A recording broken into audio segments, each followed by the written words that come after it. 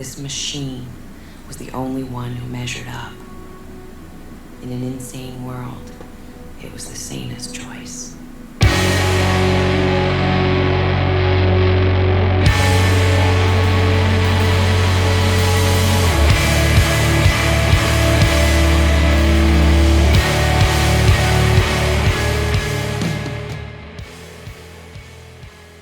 Welcome once again, my fellow manipulators of digital fate. I'm Richie, this is Capricorn.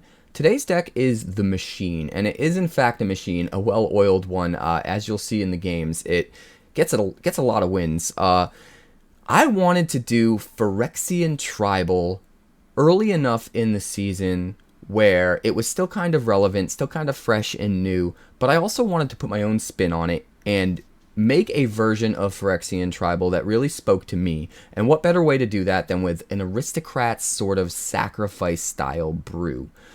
Before we get to the deck, make sure you like the video if you haven't already so we can push through the YouTube algorithm and get as many people to see the video as possible. Subscribe if you haven't yet so that you never miss a deck tech upload. And make sure you also comment down below and let me know if there's another version of Phyrexian Tribal or Aristocrats that might be cool to explore in the future, if there's a better version that maybe you've been messing around with or ideas that you've been messing around with that you might want to let me know about. Let me know in the comments below. But with all of that out of the way, let's check out the deck. Alright, so this is the Machine. Once you give it enough gas, it just keeps chugging. The idea here is to basically be running Phyrexian Tribal, but hybridizing that with an Aristocrats sacrifice strategy so that no matter what we have on the table, no matter how our opponent tries to deal with it, we get extra value every time they deal with our permanents that are on the table. Not every time, but usually. So let's start at the beginning of the curve here. We're running 4 Crawling Chorus for 1 mana, comes down as a 1/1, has Toxic, can get us to Corrupted early if we need to, which I'll bring up later. But also, when it dies, we get to make a Mite. So we don't mind sacrificing this to things because we get extra value. We get a Mite to replace it, which can then also be sacrificed to other things. But we can also just have something on the board that our opponent doesn't really want to waste their removal on, or else we just get extra value off of, which is nice. We've also got 4 Ichor Drinker in the 1-drop slot. Having this package of 8 1-drops means we can consistently have something on turn 1, and we're playing a package of lands that allows us to curve out with 1-drops. We don't necessarily have to play something on 1 that comes into play tapped as far as the land is concerned. So we're almost always playing something on 1 here so we can curve out. This is a 1/1 lifelink. The lifelink actually matters against aggro decks, puts them in a difficult position where they have to waste their removal on this 1-drop in order to prevent us from sort of gaining back enough life over time to make up for their aggression. And it makes it really hard for them to kill us as quick as they want to. So easy way to force them to use up their removal for just a 1-drop, and then when it's in the yard, we can just pay 1 mana, exile it to incubate 2. Put an artifact token onto the field that can become a creature, gives us extra value against decks like that, but it also gives us another way of 2-for-1ing where we have a creature we can sacrifice to our own abilities, and then later on we get another permanent onto the field because of that we can then also sacrifice to things, or we can just use as, you know, power on the field, pressure on our opponent as another creature to swing in. We've also got just 1 Skrelv here. It can be really effective, but this deck just wants to go pedal to the metal, just straight for the throat, and we don't ever want to really gum up our hand with multiple Skrelvs that we can't cast. So the 1 is worth having in here, but it being legendary, I think it's fine just sticking to 1, and that gives us a nice 9 sort of package of 1-drops here, where we're pretty consistently getting out a 1-drop. Moving on to our 2-drops, we have part of the core of the deck here being Skrelv's Hive. Now, what's cool about Skrelv's Hive is we have some other Toxic built into the deck, but we're not really a Toxic deck. But that being said, we can get to Corrupted pretty consistently, relatively consistently, not every game, but enough games that a lot of times, even if we draw into the Skrelv's Hive later in the game, we can just slam it just to give lifelink to our mites that are already on the field, which is really, really nice. But making a token every single turn, even though we're losing a life to do it, gives us plenty of fodder to sacrifice to our sacrifice effects. while also just making our deck, our board go wide so that we can just alpha strike in every single turn. It's very effective. It's also very effective paired with Grafted Butcher, which is obviously the MVP of the deck. This comes down as a 2/2 for 2. The turn it comes into play, it gives all of our Phyrexians menace, including our Mites, and it pumps up all of our Phyrexians by +1/+1 just by being on the field. So this can make our Mites grow double in size and also be hard to block, swing in, finish off getting to that corrupted status, or just gain double the amount of life back if the lifelink's turned on by Skrelv's Hive, which is really important. But also it just allows us to be really, really aggressive. And what's cool about the Grafted Butcher in a deck that's trying to leverage sacrifice abilities is the fact that if the Butcher itself dies, you can just sacrifice any artifact or creature to bring the Grafted Butcher back from the yard automatically. And this is good against control because it's an ability that puts it back onto the battlefield. It's not a spell, so they can't counter it. And it's good against aggro because as they're slowing down their deck in order to try to deal with Grafted Butcher, maybe with removal or whatever, we can kind of capitalize on them having to play at a slightly slower pace by just getting value and bringing Butcher back after they kill it, which is really, really nice. We've also got 4 Elas il-Kor. Now, this is going to allow us to capitalize on everything dying. A lot of the creatures in our deck are either making other creatures when they die, or like our Skrelv's Hives making multiple creatures one every turn, or our Butchers dying but then coming back. All of that stuff is able to trigger Elas il-Kor, both when they die and when a new one comes into play. So we're able to kind of exponentially increase how much life we're getting from the Elas, which helps make up for the life we're losing with Skrelv's Hive and also helps us deal with aggro. But we're also exponentially sort of able to get all of these death triggers from Elas that allows us to burn down our opponent quicker than we otherwise would be able to. And then we've got just one Vraan. I don't feel like Vraan is as good as Elas in this deck, but as a one-of that we can get down on the board to complement Elas alongside an Elas, it can be really good. So a 2/2 for 2 here. Whenever one or more other creatures you control die, each opponent loses 2 life and you gain 2 life, but it only triggers once a turn. So the idea here is if we get a Vraan onto the field, we can sack something on our turn to trigger the Vraan and get what we would normally get out of sacrificing that thing. But then also on our opponent's turn, we can find ways to sacrifice something to trigger it again, which is really, really nice. We can especially get to that with something like Crawling Chorus, which we'll get to in a minute. We're topping out the curve here with Bloated Processor. Now, this is the other MVP of the deck. 3 mana for a 3/2. You can sacrifice any other Phyrexian to put a +1/+1 counter on the Bloated Processor. And then when the processor itself dies, it incubates X, where X is its power. This is super important, because first of all, this is beef that you're putting onto the field that can grow. But more importantly, it's another thing, getting back to what I was talking about earlier, where if they remove our board presence, we replace it with more board presence, so it gives us extra value. When this thing dies, we get an incubate token. It's really, really hard to just go over the top of the value that all of the cards in this deck that replace themselves can get you alongside the Bloated Processor. But what's more important about the Bloated Processor is the fact that at instant speed, we can sacrifice any Phyrexian without paying any mana to make this thing bigger. So we can pump it up to avoid certain removal. We can sacrifice something to fizzle a cut down that targets it. We can sacrifice something else that they're trying to target with removal in order to get the counter instead of it just dying and us getting nothing. If they target it with a lightning strike, we can sacrifice 2 creatures or sacrifice a Crawling Chorus, and then it makes the Mite token, and then we sacrifice the Mite token, and that gets it to 4 toughness so that it doesn't die to the lightning strike. There's so many things at instant speed you can do to utilize this sack ability. It makes it really powerful. It also allows us to just swing in with everything, and even if they're eating some of our dudes by blocking them, we just sacrifice those dudes to the processor and still get some value. So there's so much that this processor can do, and in conjunction with Elas, we're allowed to just sacrifice whenever we want to get triggers on Elas, to get triggers on Vraan, and get extra value in the form of counters. And then when they finally do kill the processor, we get a giant incubate token. So there's just tons of value. Now, what are we doing with all of these things that we're able to sacrifice and get extra value with? We're running a really sweet removal package and a really sweet draw package. So we have a package of 6 cards here in our removal slot. We've got 4 Rite of Oblivion. Now, obviously, we can sacrifice any of our tokens, or we can sacrifice the things that are going to get us extra value and replace themselves when they die to the Rite of Oblivion to get even more value here and just deal with any problematic permanent on the opponent's side. That could be a Sheoldred, it could be a Fable, it could be anything. And what's great about Rite is we can flash it back. And in this deck, everything's really low to the ground, so having the 4 mana to flash back the Rite of Oblivion isn't very difficult.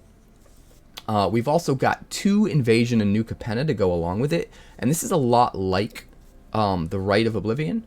The main difference here is obviously we can't flash it back, but we have to sacrifice an artifact or creature. We can't sacrifice any permanent, and then we can only exile an artifact or creature. We can't exile any permanent with it. So it's a little bit more limited, but it's still great removal for the bulk of what we want to get rid of. And there's some upside to this as well. First of all, if we attack in and flip and get the Holy Frazzle Cannon, this is an equipment that we can equip for just 1 mana on any of our creatures. When that creature attacks, every creature that shares a creature type with it's going to get a counter, which means a lot of times we can put this on the thing. Maybe we have 1 creature out that it's safe to attack with, like a Bloated Processor or something.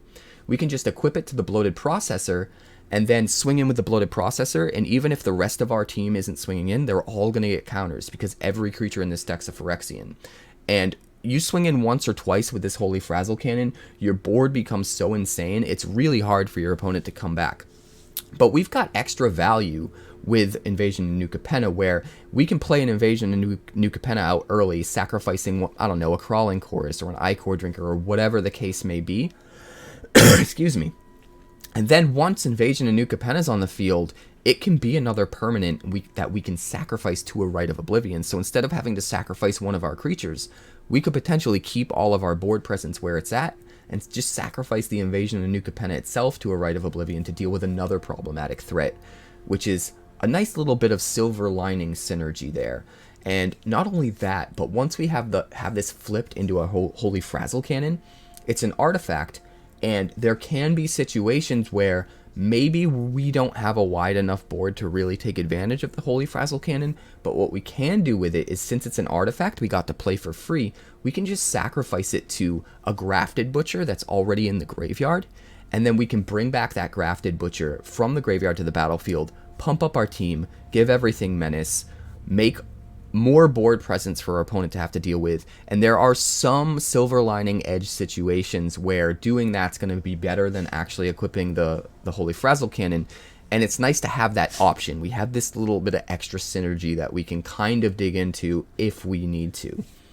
And then we move on to our card advantage package. We're running 3 copies of Corrupted Conviction and 3 copies of Patch Up.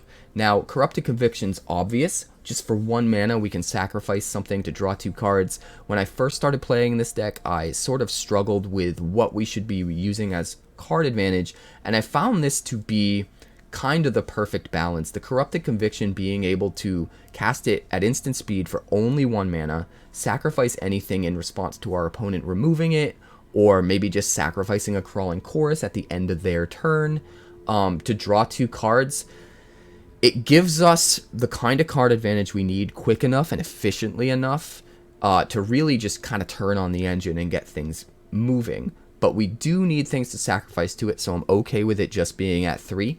And then on the flip side, we have Patch Up, which in this deck works really, really well, because everything in our deck is either something that we want to sacrifice for value and put in the graveyard, or something that has a big target on its head that the opponent wants to get rid of with their removal. And either way, that sets us up for a really good situation with the graveyard, where a Patch Up's always going to get us a ton of value.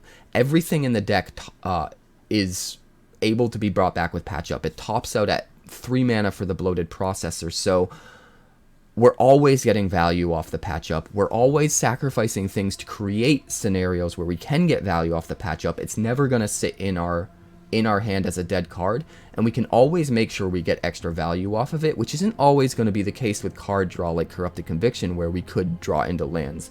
With the patch up, we can just get back an Elas and our Crawling Chorus or Ichor Drinker, or we could get back a Grafted Butcher along with a Crawling Chorus or an Ichor Drinker, and just really put pressure on the field. If our opponent has wasted 2 removal spells getting rid of our early curve, and then we can just patch up to bring everything back, like, a lot of times that's just too much value too quick for our opponent to really come back from.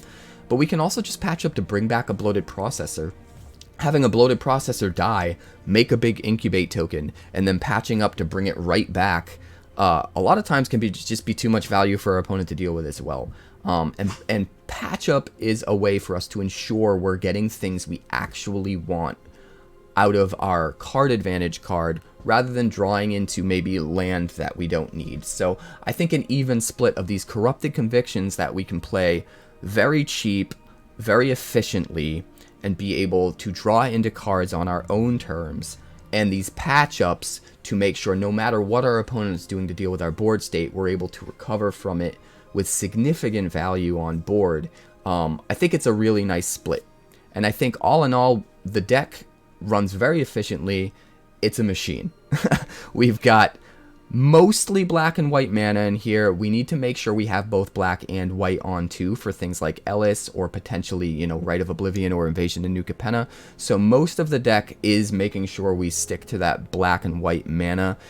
Stuff that can make mana that can cast our non-creatures. So we've got 4 Shattered Sanctums, 4 Caves of Koilos, 1 Takenuma, 1 Eiganjo, and then a nice split of 5 and 5 Plains and Swamps. But we are running 1 Seedcore, so that we can sometimes turn our 1/1s into 3/2s, and that's going to matter even more for stuff like Ichor Drinker, that can come in and swing in as a 3/2 that's now a lifelinker.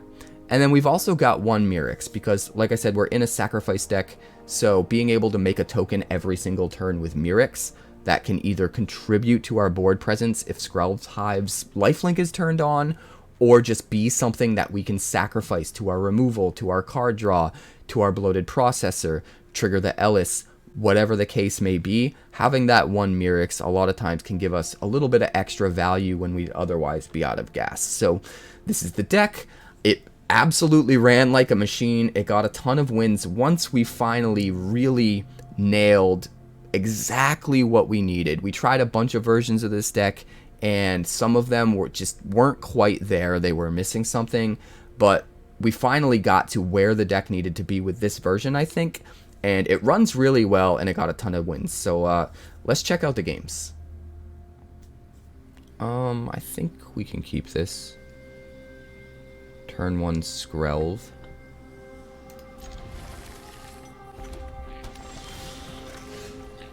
Alright, we got a Plains, that's even better.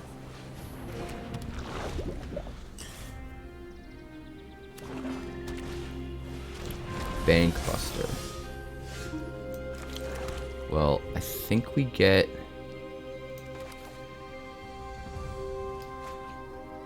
the Butcher out. And pass the turn. Next turn we can Crawling Chorus, sack the Crawling Chorus.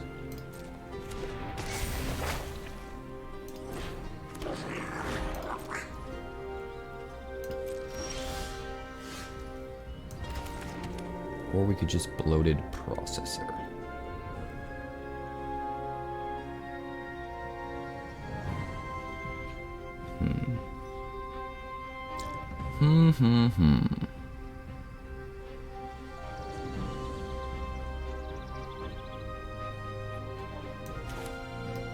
Let's do it like this.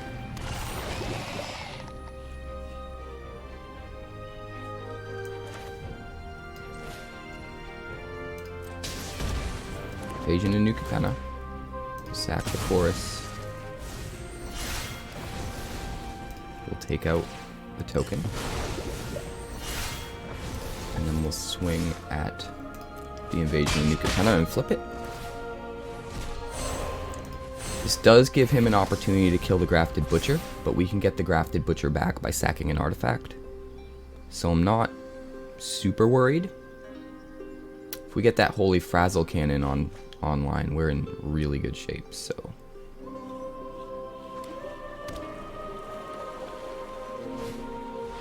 Trespasser.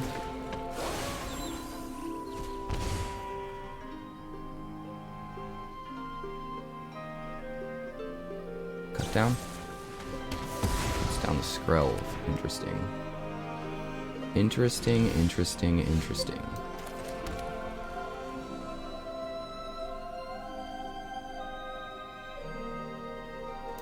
We're gonna go Bloated Processor.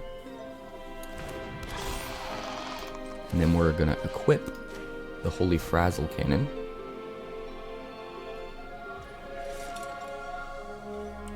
And then we're gonna just swing with the Mite.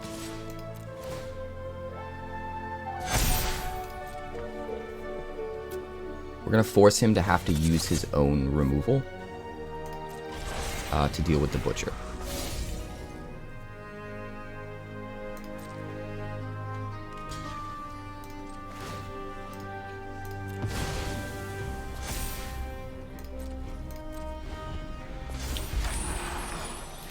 We have a really good blocker.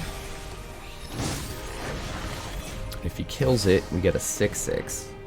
We've got Rite of Oblivion ready for Shieldred, so I'm not worried about that.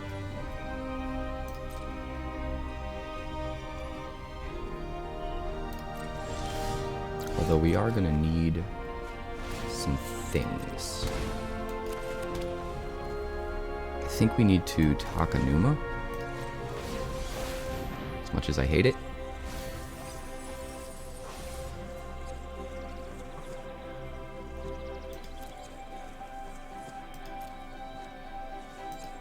Let's see, Skrelv or Chorus? I think we actually need the Chorus so that we can use Rite of Oblivion next turn.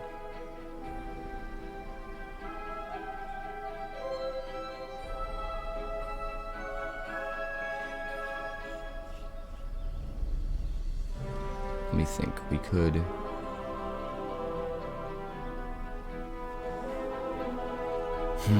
better to play the Chorus or to Holy Frazzle Cannon.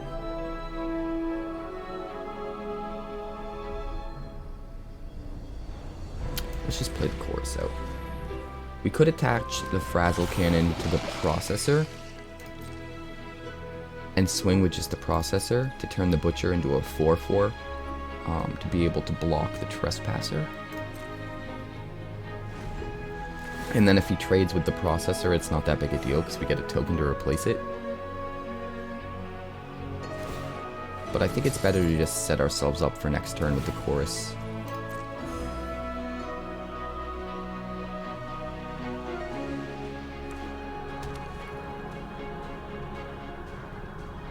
Alright, he's down to 2 mana. What is he going to do? A copy of the Trespasser, I guess? Probably wants to wait until our turn so that he can keep it.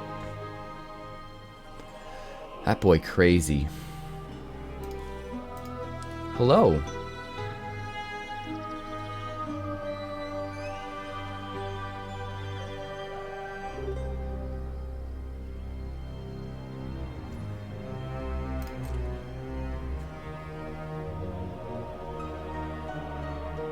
Does he swing? He does. With Shieldred. I will take that trade any day of the week. Go for the throat. I mean, yeah. That's fine. We get to go for the throat out of his hand. We get an Incubate token. And all is well in the world. Can we cast everything? 1, 2, 3, 4, 5.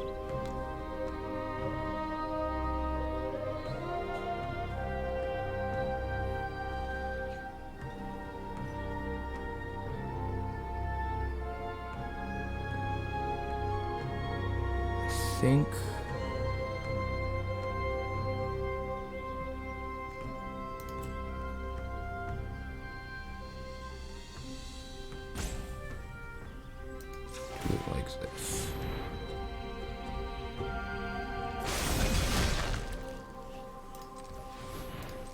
we equip the Holy Frazzle Cannon to the Crawling Chorus.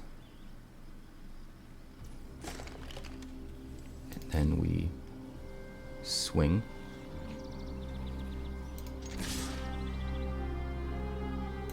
With everything. He does not have good blocks.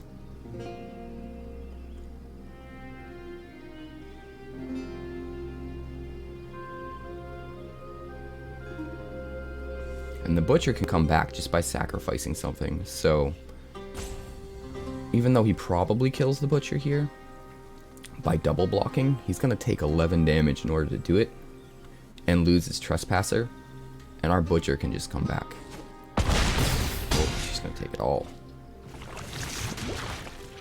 Well, I think we have to kill Sheoldred rather than the Reflection.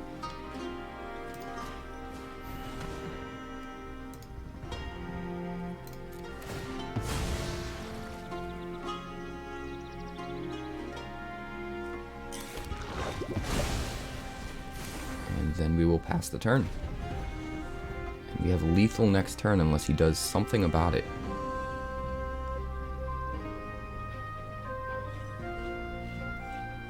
That Holy Frazzle Cannon is kind of wild.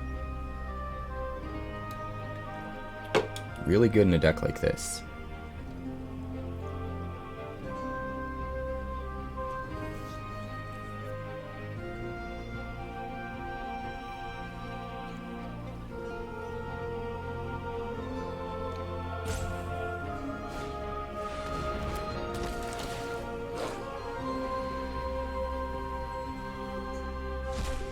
Okay, okay.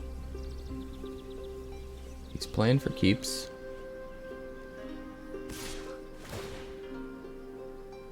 Alright, he'll go up to 11.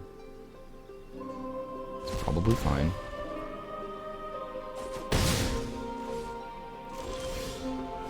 Oh, God. Yes, please.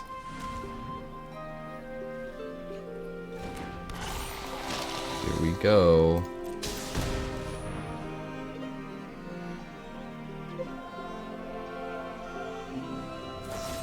He's gonna cut down a token.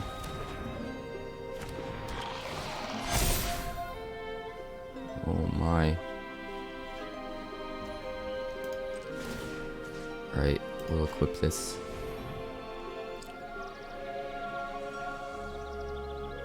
And we'll swing in for 16.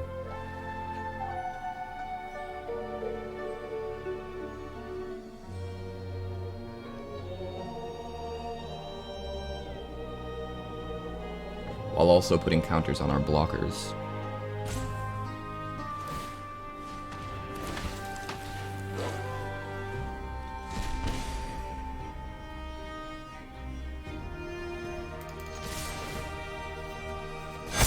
Very nice. We have a big Ichor Drinker here.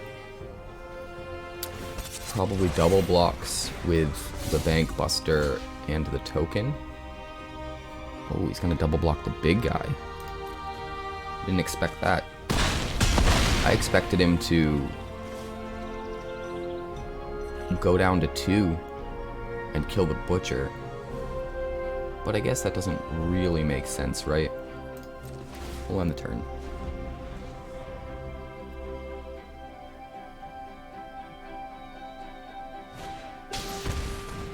Invoke Despair. Wants me to sack a creature. I mean, the lifelink's gonna be really strong here, I think. I think that's necessary. I think we just gotta not be greedy and sack that guy.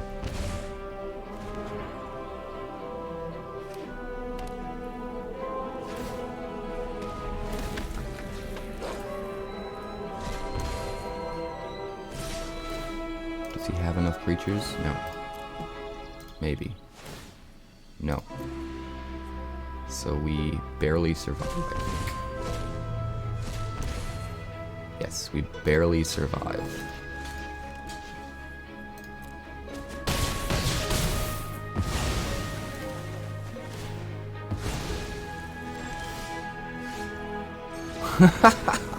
He thought he had us. But we had lifelink on the Ichor Drinker. Oh, good game. This looks like a pretty good hand. We will keep it.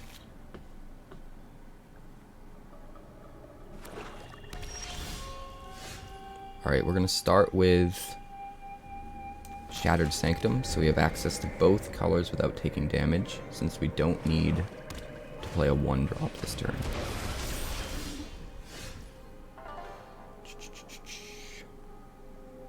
Don't think there's any chance we're actually holding on to this Takenuma as a Takenuma. So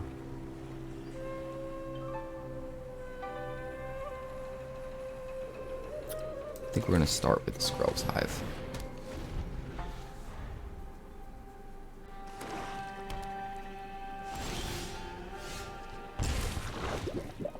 It helps us deal with removal a little bit better.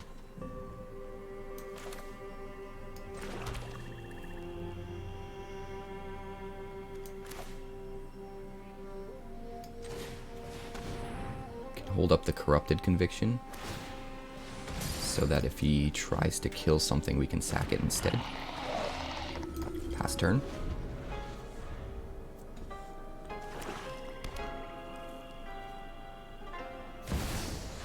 She's gonna play a Sorin. Okay. We can deal with that with Invasion of New Capenna pretty easily. I bring my own. Do we want to Corrupted Conviction? I don't think we do. As much as I'd like to.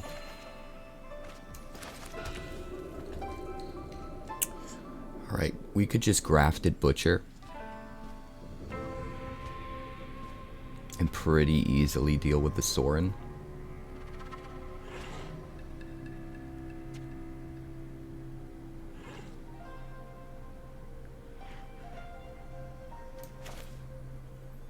Could also Invasion of New Capenna to kill his token.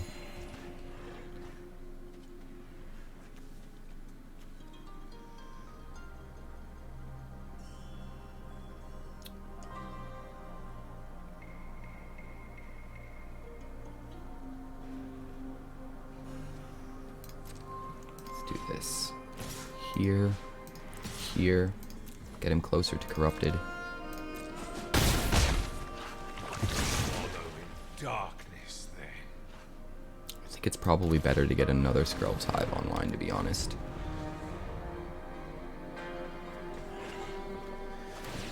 We're in a pretty good position for it. Even if they kill our Elas il-Kor, we can play another one.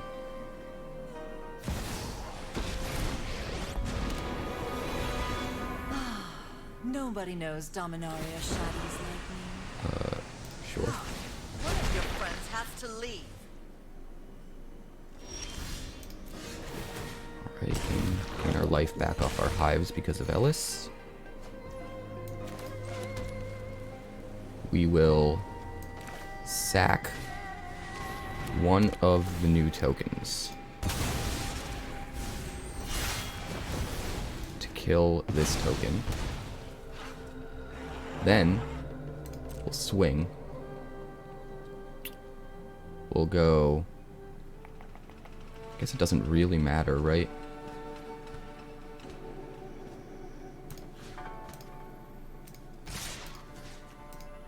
We'll kill all the things.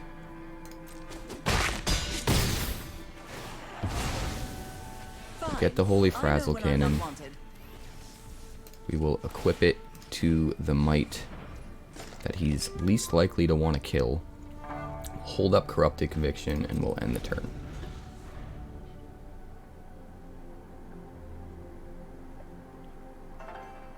He's gonna have to come pretty hard at us if he wants to make up for our board state. He's got a lot of cards in hand, so he might be able to.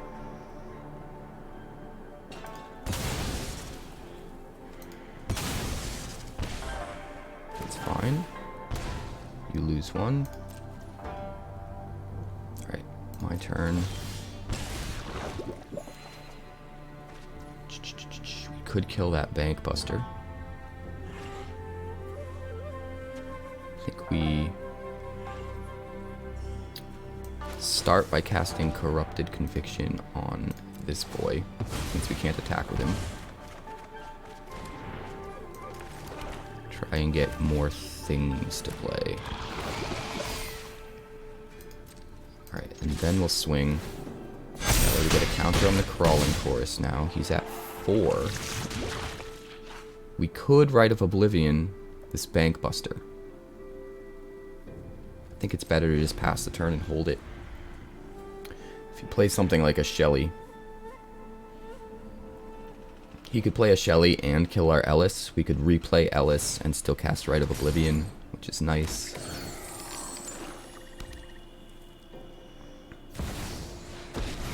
Lily, okay.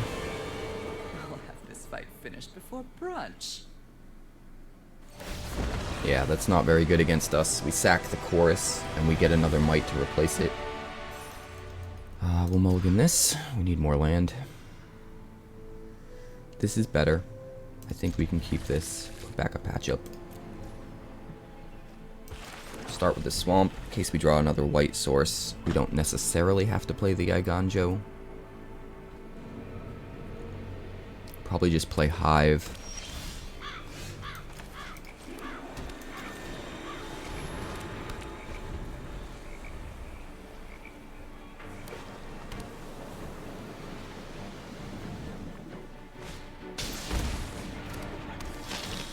Alright, so we have a couple options here. I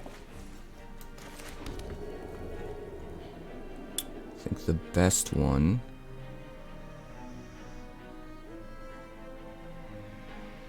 I mean, we could Rite of Oblivion the Harvester. I feel like we need to get things out, though.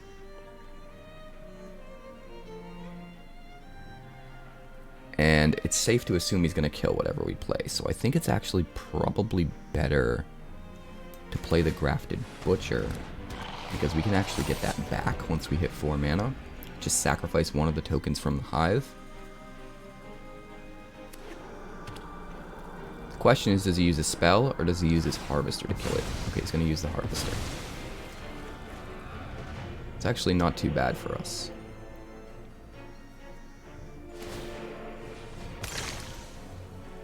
Ooh, he's digging. He is digging. Do we just bring back the Butcher? I think we do. Because we can just keep this going forever.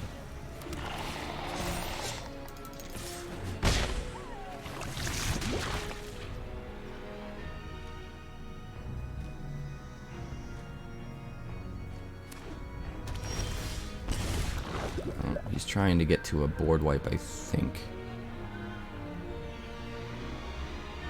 Do we want to play Elas or the Bloated Processor? Well, we can't Rite of Oblivion, right? I guess we'll swing first. Alright, we will play the Processor here. So if he is trying to board wipe, Processor will help. Processor will turn his board wipe into a 7/7 token. Sheoldred. Okay.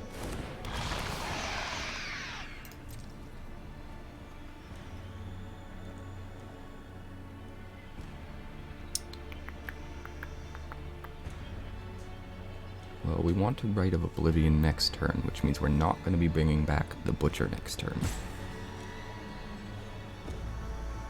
I think we sack the Processor. Has plans. Rite of Oblivion the Sheoldred.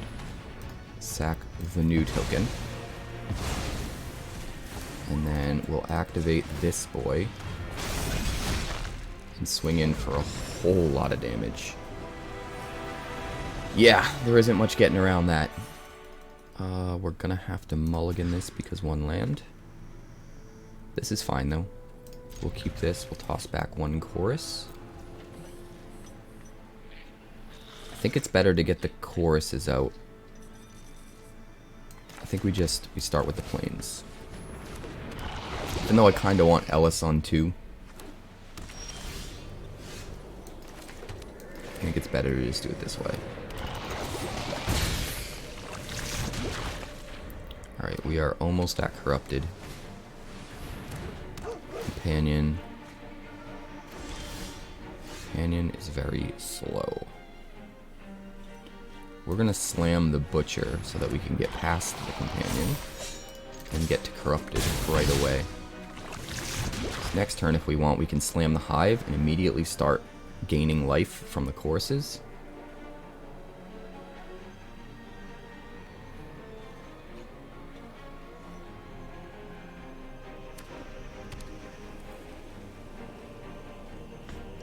We did miss a land drop, which is kind of unfortunate, but it's okay. We'll deal with it. He is holding up removal of some sort. So I think it'll actually be better to try and put out an Elas. Protect. That's fine. We're going to swing in with just the choruses here. We're not going to let him kill the Butcher.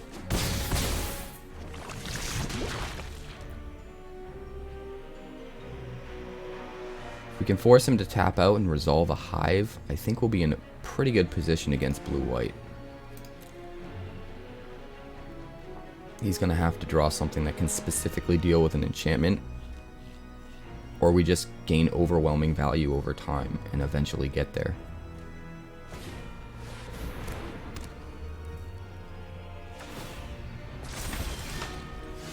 Yep.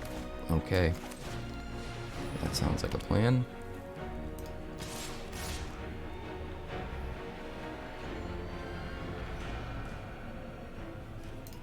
I think we have to force him to have to deal with the Butcher.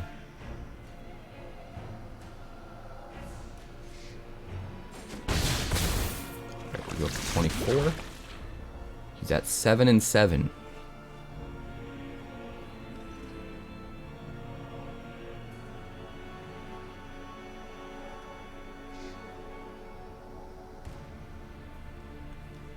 What is he doing? Let's go Chugglebook. Yes, kill the Butcher.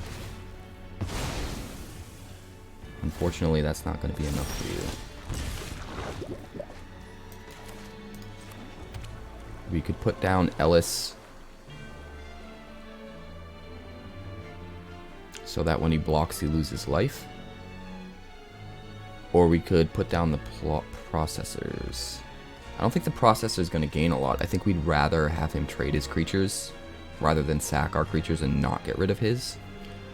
So I think we just play Elas to get some death triggers, and we just swing in and we force him to whittle down his blocking board,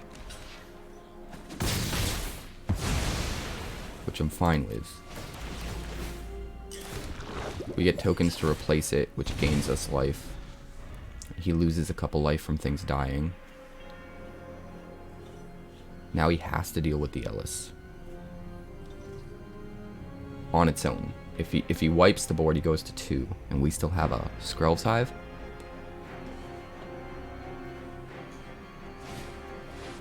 Segovia.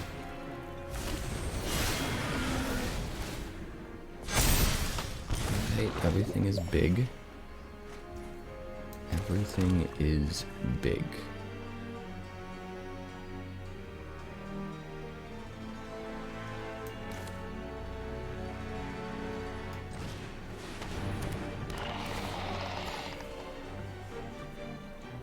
Do we attempt to swing in?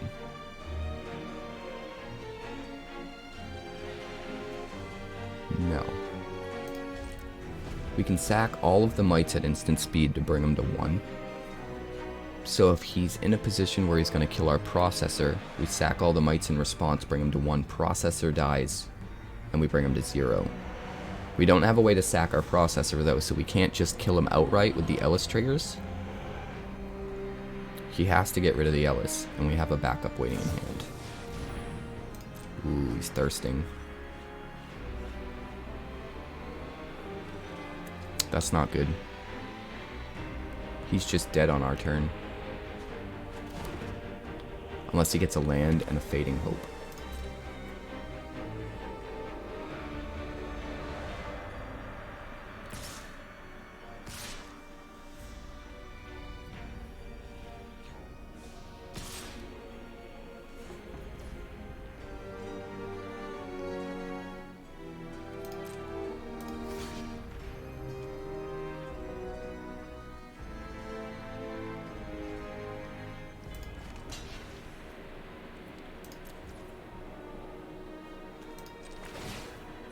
gonna sack that boy.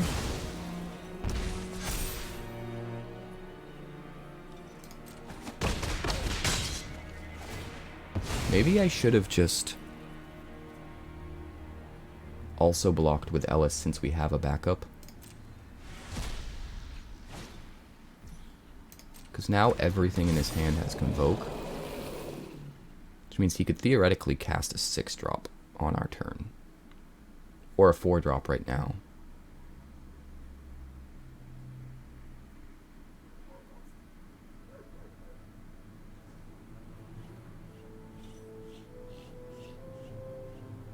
But it's gonna be...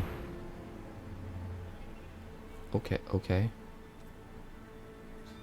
That's fine.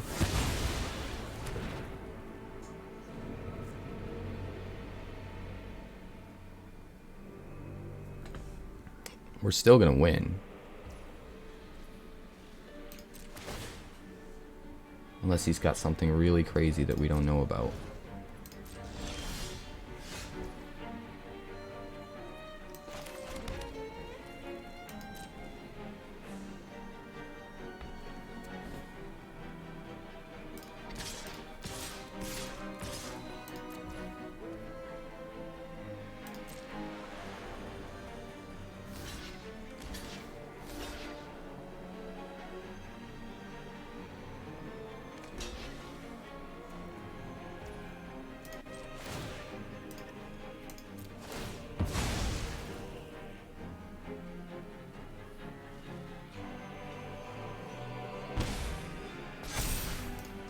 Sack that, bring him to 3. Sack that, bring him to 2.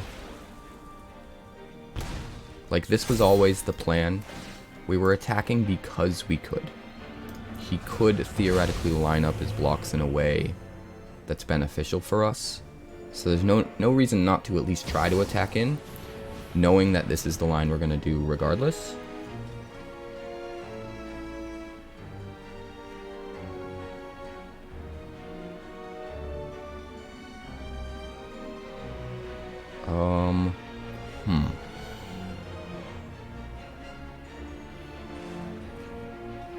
Like, we play the Elas post, and we get to bring him to 1.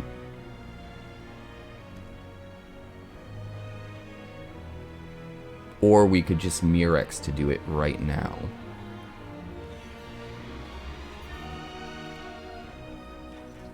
I think that's probably better, if I'm being completely honest.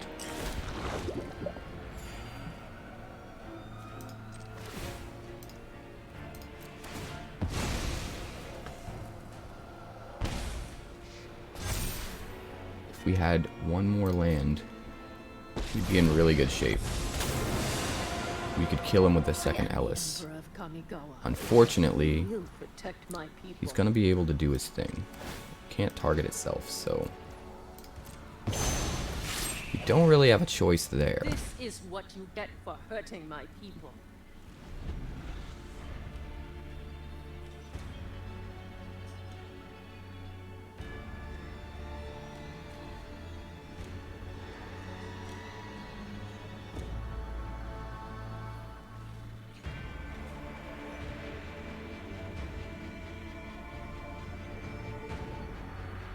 He needs to kill Elas. We do have a second one on tap. This is a very close game.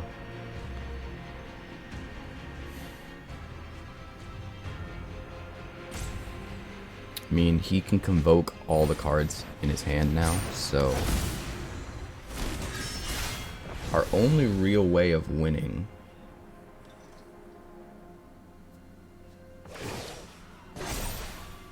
is to just kill him outright with pings somehow. No blocks. We have to let him flip it. We have to keep our Elas.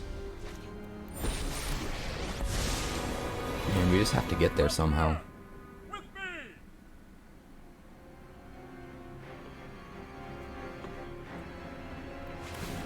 If we draw into just the right card, we can just kill him on our turn. But it's gonna be tricky.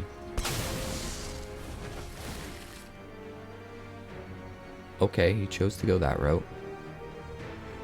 That's fine. Of course we didn't. We didn't draw just the right card. We drew just the wrong card. Very close, though. Could have gone a bunch of different ways. This looks like a pretty good opening hand. We have all the things we want to curve out with. We'll keep 7. Swift Spear. Sure. We'll start with Ichor Drinker.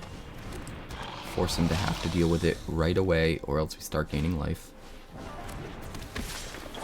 No blocks.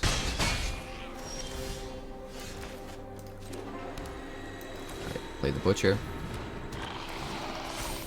Swing in. Get that life back. Just gonna play with Fire the Butcher, that's fine.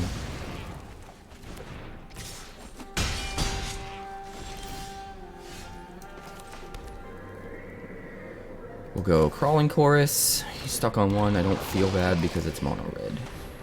Another Butcher. Swing in. Gain back our life. I think at this point, that puts us too far ahead. This is very slow. I don't think we can keep it. We have 1 more land than we want. We have 2 removal spells in our hand and nothing to sacrifice it to. The only other thing is our most expensive thing that we can't cast until turn 3. This is better. We can toss back a land. We'll make it work.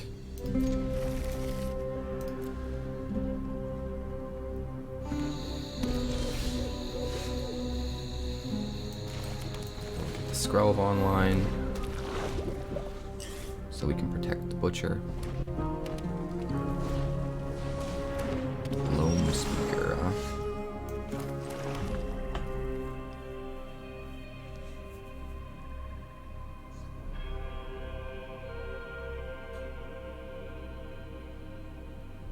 I'm really tempted to just play out the Drinker. But that's not right. Just play out the Butcher. Pass turn. Probably should have just swung with the Skrelv. Force him to have to deal with the Butcher. Because we have patch up.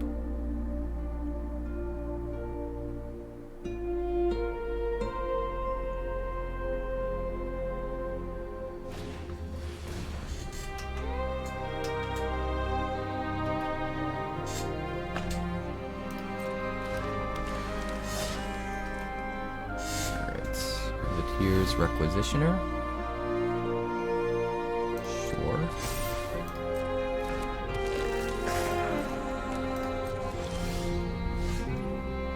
That's not too bad for us.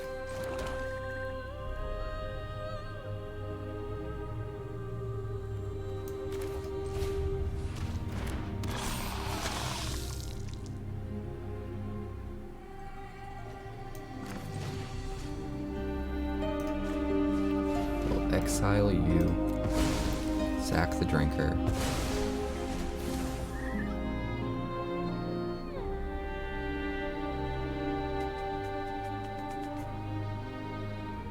I think we just race, because if we force him to remove what we have, then we can use the patch up.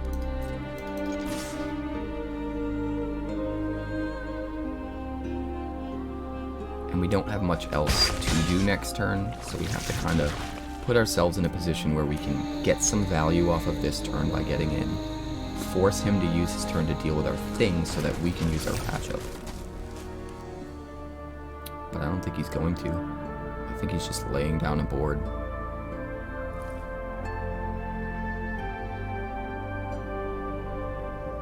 We'll see. Does he have a fight spell?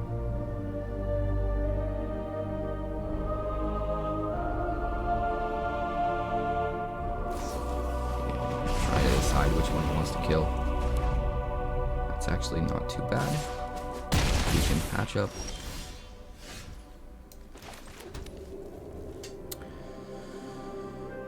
We can patch up. But do we want to patch up? think we gotta patch up before we Rite of Oblivion the Miglaws. So we just gonna have to take some damage, I think.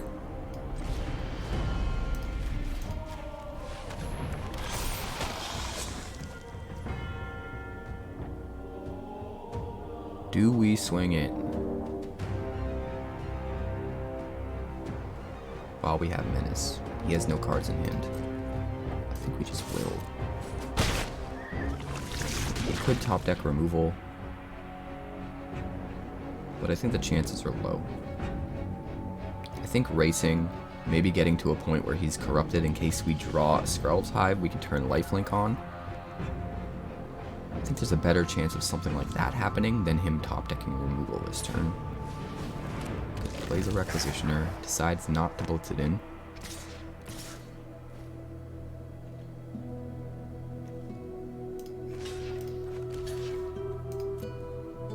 We'll do that.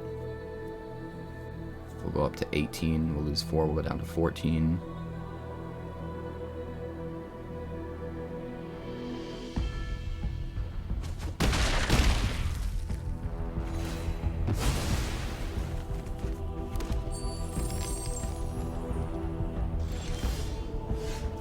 Let's see what we can see. Invasion of New Capenna.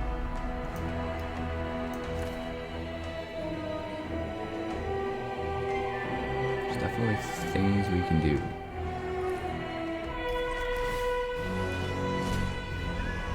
We're gonna do that.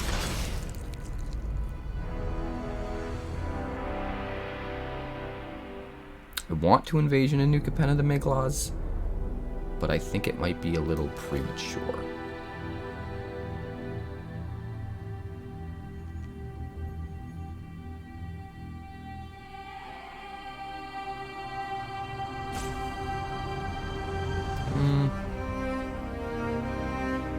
Maybe.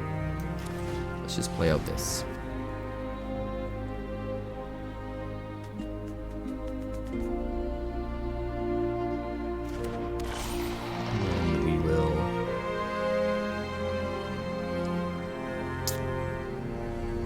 Swing in with Skrelv again, because we're in the same situation we were.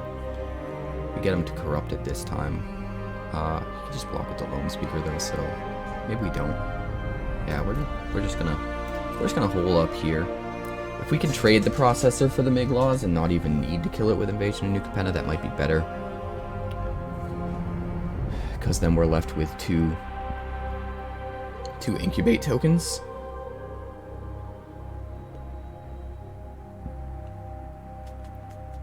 See what he top decked. Could make a very big difference. Pass to attackers.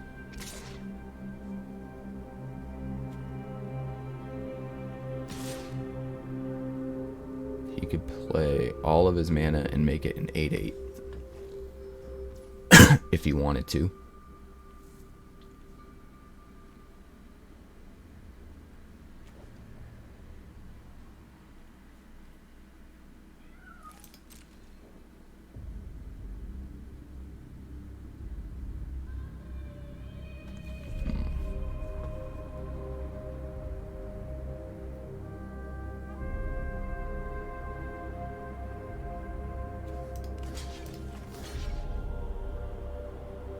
I think we're just gonna do this.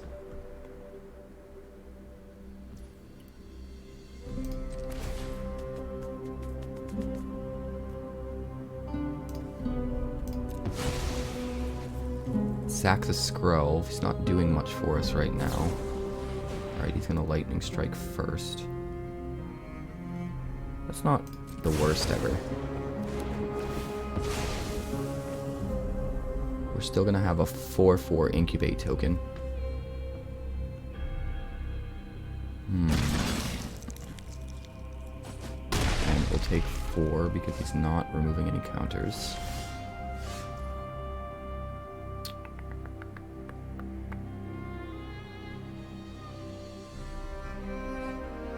How badly do we need to incubate that 4/4?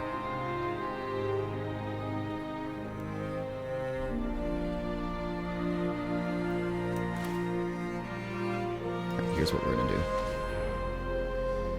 This might be a little controversial.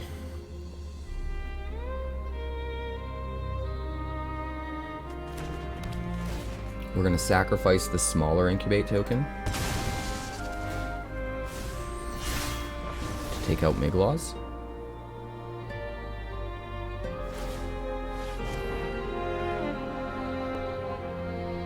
Yeah, I mean, I guess you can do that.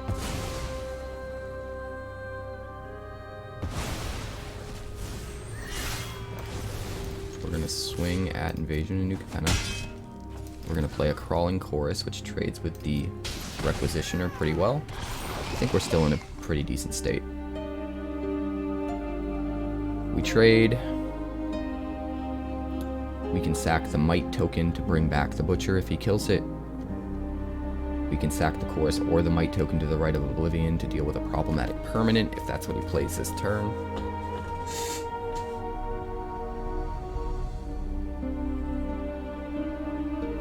Kinda running out of gas, but thanks to Rite of Oblivion's flashback, we're not completely out of it.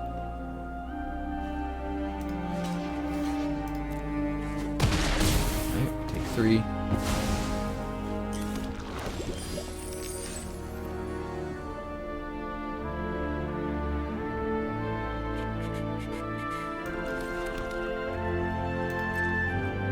Swing here and put a poison counter. Swing here and crack it.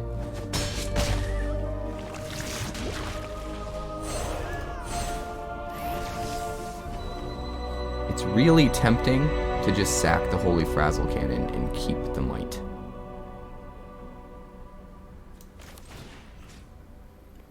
But I don't think that's what we should do.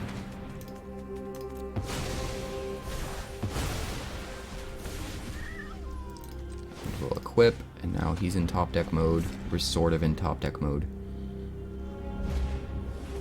Evolving Adaptive. It's pretty good for us. Can we play the Skrelv's Hive? We can play the Skrelv's Hive because he's at Corrupted.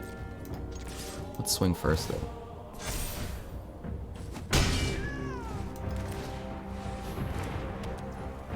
It's a little bit risky, but I think it'll be okay.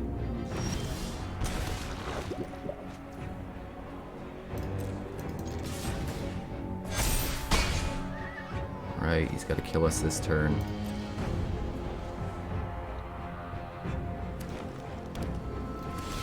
And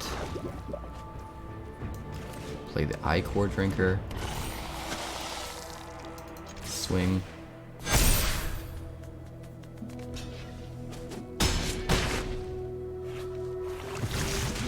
Goes to 1. We're gonna re-equip the Frazzle Cannon on this guy because it's the guy he least wants to kill. Actually, this guy's probably the guy he least wants to kill, but still. Nice. That was kind of close. This is keepable. We can play everything in our hand except the processor. Mono. Alright, I think we start with Swamp. Ichor Drinker. Force him to have to deal with the Lifelinker.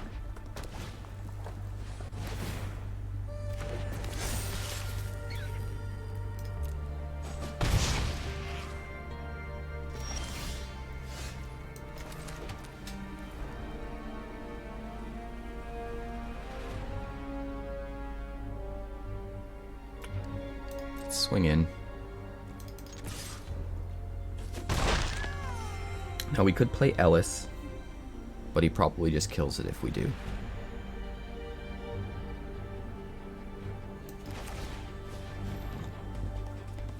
So even though we're missing out on some gain life triggers that we could have got by playing these guys after an Elas, I think it's much smarter to play them out now, force the removal out of his hand. Because in all honesty, I don't think there's any way we play Elas here and it survives a turn cycle. And yeah, to play with fire there, he definitely would have killed the Elas.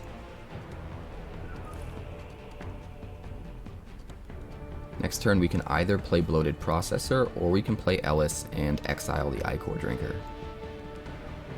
Or we could Invasion of New Capenna, to be honest, but I don't necessarily think that's what we want. I think we want to focus on life gain. Life gain, or putting something on the board that's so big that he can't burn it, like Bloated Processor.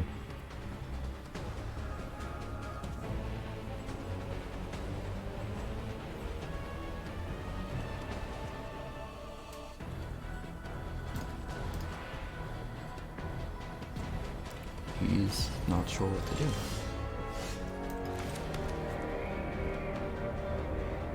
He doesn't want our Ichor Drinker to be able to attack. That's fine. Pass the turn. Now we're in a really good position. If he tries to kill the Processor, we can sack things. Reckless Impulse.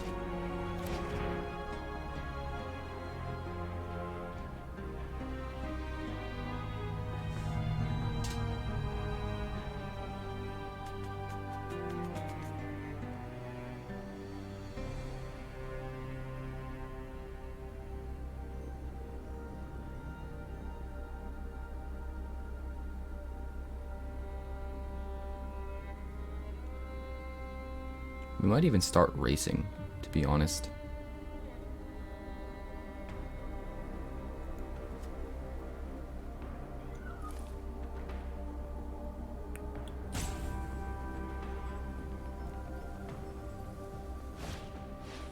Kamano, okay.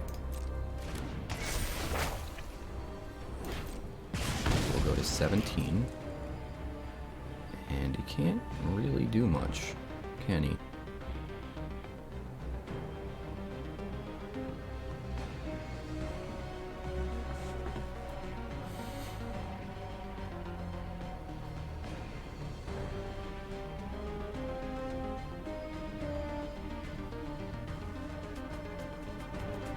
What's he trying to do?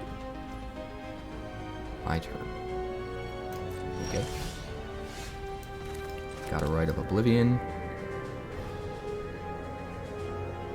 Got all sorts of shenanigans here.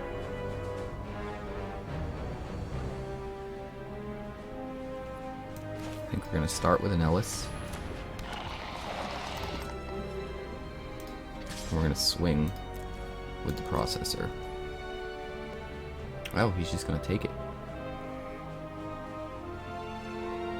Okay.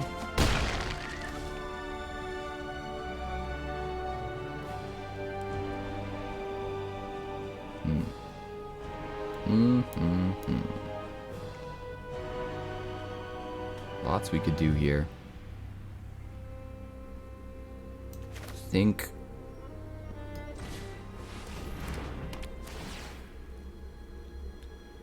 We will sack the Crawling Chorus to take out the Rabbit Battery. We'll get a trigger on Elas and gain another life. And the turn.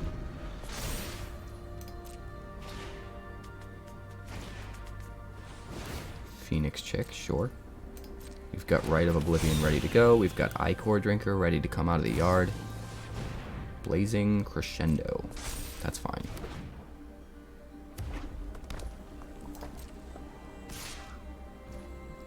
Swings in just with 5. I'm okay with that. Another Elas.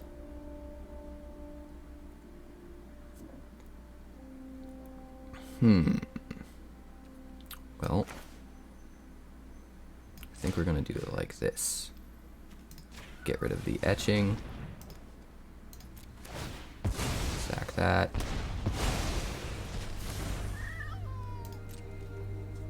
We'll swing you and you here, you here.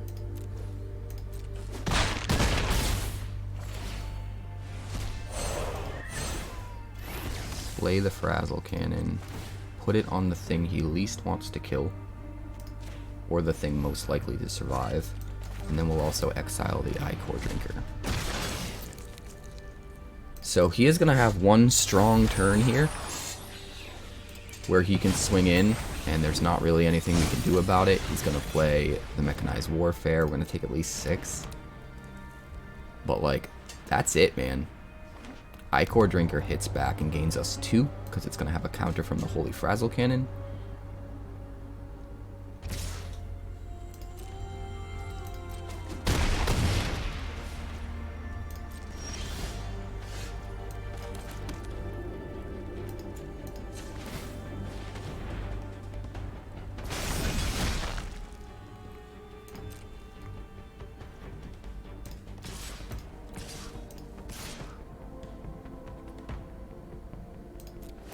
We're going to hold back Boy. Actually, we would have had lethal, wouldn't we? We should have just swung in all. We would have had lethal. I thought we would get them to 1. I miscalculated.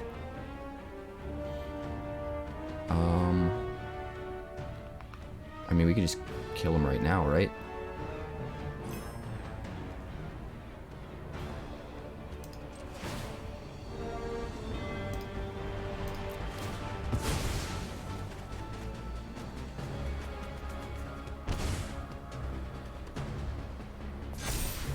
Yeah, we'll just do that.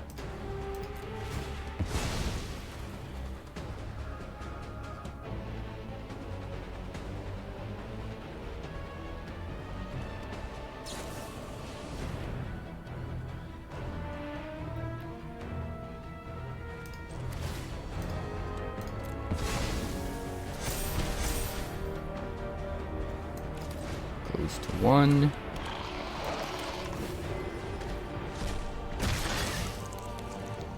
End the turn.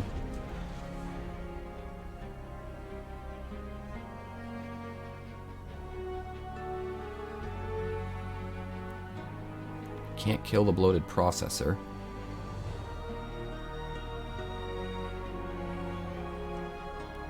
I mean, this game's already won. We should have just swung in with everything, knowing that we had all of the triggers lined up with Bloated Processor and Elas especially. But I played it a little too safe. That's what's fun about building and learning new decks, though, is you come across playlines you're not necessarily accustomed to. And there's some cool interactions there, with the way Bloated Processor can just trigger Elas on demand, and how some of the incubate shenanigans sort of line up with you can have an incubate token on the field, even get one on their turn, and then it doesn't have summoning sickness on your turn. I was mostly wanting to make sure we made sure the incubate token got a counter from the Holy Frazzle Cannon. I was less thinking about actually swinging in with it. But there's a lot of depth to what you can do with this deck.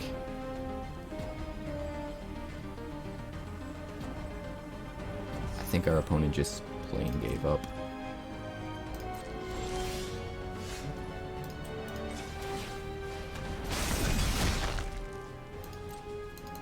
I'll just swing in, get everything counters.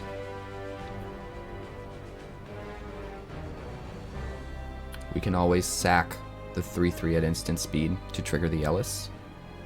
But I would like to hold up the ability to do that in case he has instant speed removal. We can do it in response to the removal. Otherwise, he could remove Elas in response to us sacking the token, and then we don't get the trigger. And then he can easily just chump block the processor. So we swing in force. First, we force him to have the instant speed removal, and then we can respond to it.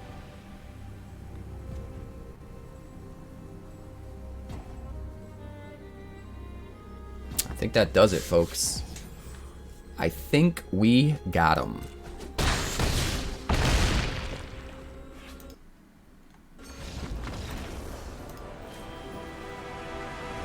Think you have any clue what's about to happen to him? Oh, not a chance in hell. Good night. Thanks so much for checking out my channel. We're working hard to get to 2,000 subscribers now because we blew right past 1,000. So make sure you like and subscribe.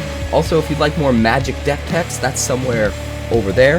And if you'd like to see what else the channel's been up to lately, that's somewhere over there. Also, subscribe, circle below, do all the things.